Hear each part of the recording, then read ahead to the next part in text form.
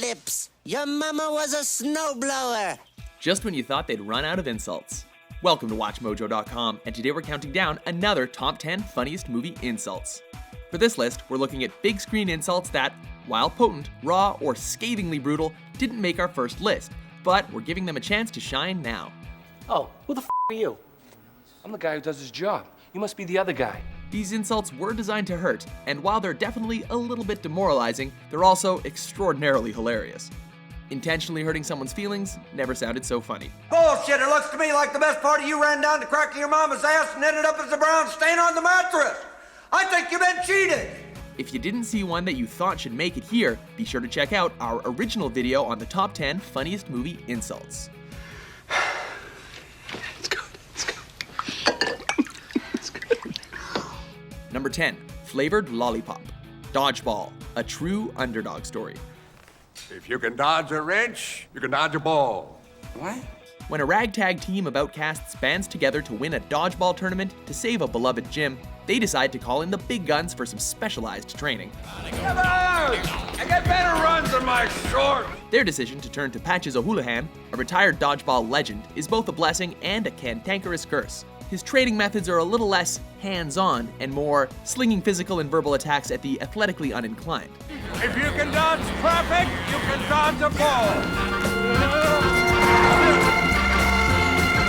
During one particularly grueling training session, the insults come as quick as the fast-moving projectiles, and they're just as painful.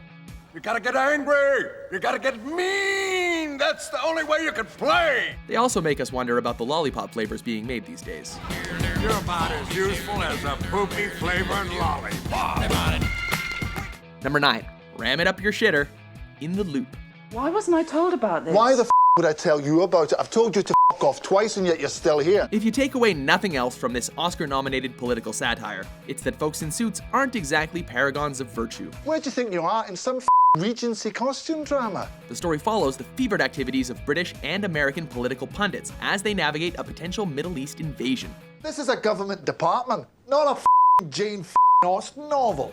One such figure, Malcolm Tucker, is the Director of Communications for the British Prime Minister, and boy does he communicate. No, not for serious. That's declaring war. Do you want to declare war? The bulk of his dialogue is profanity-laden, even when he's seemingly not that upset.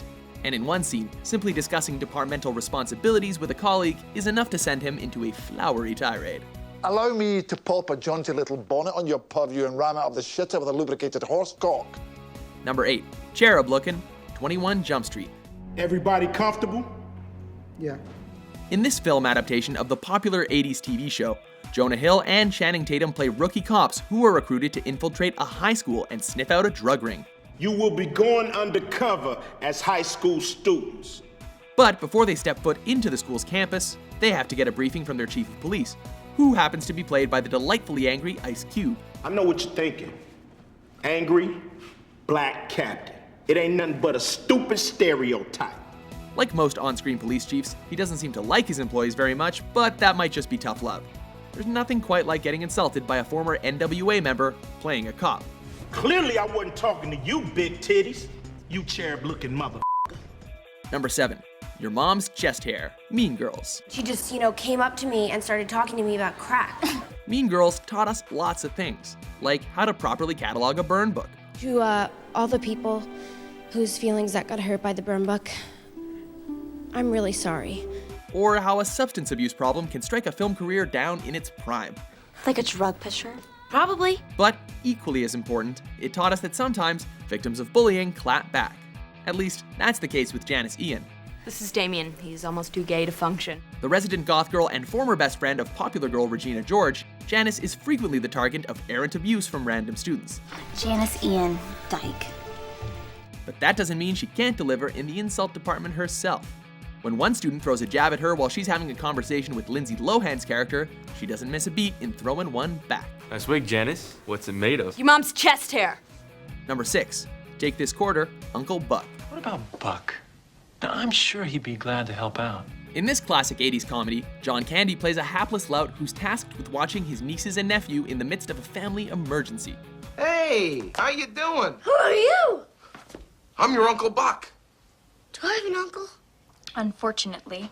As he adjusts to life as a temporary parental unit, he hits a few bumps on the road. When he's called into a meeting with the assistant principal at his youngest niece's school, their encounter seems doomed from the start. You so much as scowl at my niece or any other kid in this school and I hear about it, I'm coming looking for you.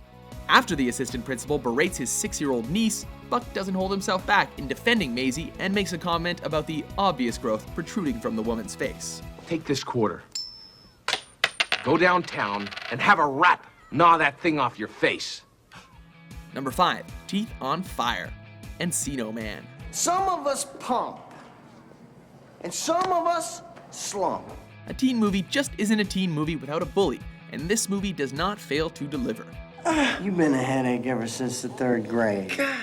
While the story follows a recently defrosted caveman and his adventures in modern times, it also focuses on the woes of a teenage boy, Dave, who befriends him. No, stop. Stop it. Dave is painfully in love with Robin, but she's dating the school bully, Matt. Robin Sweeney is mine. She's become a major babe and she loves me. Matt uses Dave's love for Robin as a constant source of ridicule, and his insults are enough to send even the happiest of kids into an instant depression. So when he sees Dave talking to Robin, he doesn't hesitate to put him in his place. Robin wouldn't piss on your gums if your teeth were on fire. Number 4, no talent ass clown, Office Space. Michael Bolton? That's me. It's gotta suck sharing a name with someone you loathe, and probably worse if that person happens to be famous. Michael Bolton? This 90s hit centers on a group of disgruntled employees and their desire for revenge on their employer. Lumberg's gonna have me work on Saturday. I can tell already. While the plot focuses mainly on the story of Peter, the emotionally numb protagonist, there's also Michael Bolton, who's got his own set of problems. Well, why don't you just go by Mike instead of Michael? No way. Why should I change? He's the one who sucks. With a thankless job that's on the line at a company he hates, being reminded that he also shares the name with a famous singer is enough to give him some major resentment issues. It also leads to some pretty hilarious insults, especially when he discusses the issue with a coworker. You know, there's nothing wrong with that name. There was nothing wrong with it until I was about 12 years old and that no-talent ass clown became famous and started winning Grammys.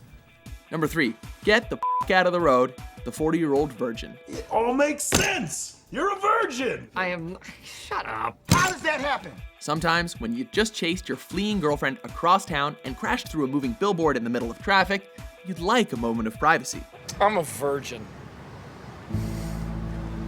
A what? Unfortunately for Steve Carell's character Andy, he's afforded no such courtesy. After he and his girlfriend get into an argument that sees her bolt from his house, Andy follows her on his bicycle and winds up flat on his back following a tumble through a 2-sided sign on the back of a truck. That's why I never tried to have sex with you. I was scared. He finally gains the courage to inform his girlfriend that all of their troubles have been connected to his virginity. And just when you think they're approaching a moment of intimate honesty, a random dude in a car hurls an insult their way. Get the fuck out of the road, virgin. Number 2, really thirsty, Con Air. His name is Cyrus Grissom, a.k.a. Cyrus the Virus. 39 years old, 25 of them spent in our institutions. When you're a convict who's done his time and is just trying to get back to his wife and estranged daughter, the last thing you want is to be caught up in some plain-bound criminal shenanigans. Oh, nothing. Except they somehow managed to get every creep and freak in the universe onto this one plane, and then somehow managed to let them take it over. Nick Cage's character, Cameron Poe, has boarded a plane with the intention of reuniting with his family after completing an 8-year stint in the clink. But a few prisoners on board have other plans. Ladies and gentlemen, this is your captain speaking. I have the only gun on board. Case in point is Cyrus the Virus, who doesn't appear particularly fond of one of the less savory prisoners and makes absolutely no pretense about it. Tu eres Juan mío, 23, si te conozco. Because even murderers have standards and they're not necessarily going to be shy about expressing themselves. For me, you're somewhere between a cockroach and that white stuff that accumulates at the corner of your mouth when you're really thirsty. Before we unveil our top pick, here are a few honorable mentions. Your ass looks like about 150 pounds of chewed bubble gum, pile. You know that? Say it, sir! Well, if it isn't fat, stinking Billy Goat, Billy Boy in Poison. Yeah, I got a question. Does Barry Manilow know that you raid his wardrobe? When your mother so poor, I seen her kicking can down the street. I said, what you doing? She said, moving. If Benjamin were an ice cream flavor, he'd be pralines and dick. Number 1. Sack of monkey shit. National Lampoon's Christmas Vacation. I don't get that bonus. I'm in it up to here. When you've spent the bulk of your professional life working for a boss you can't stand at a company that you can barely tolerate, you might get a little disgruntled at a less than stellar Christmas bonus. It's a 1-year membership in the Jelly of the Month Club. Oh, God. And this exact situation was precisely enough to send Chevy Chase's character on an extended, insult-filled tirade aimed at the less than generous employer in this holiday comedy. Son. However, what should have been just an innocent rant quickly results in a hostage situation. Ho, ho, ho! Merry Christmas, Clark! You about ready to do some kissing, huh? But what's most important is that he got it all off his chest, and we can laugh heartedly at his unhappiness. Hopeless, heartless, fat-ass, bug-eyed, stiff-legged, spotty-lipped, worm-headed sack of monkey shit he is! Hallelujah! Holy shit!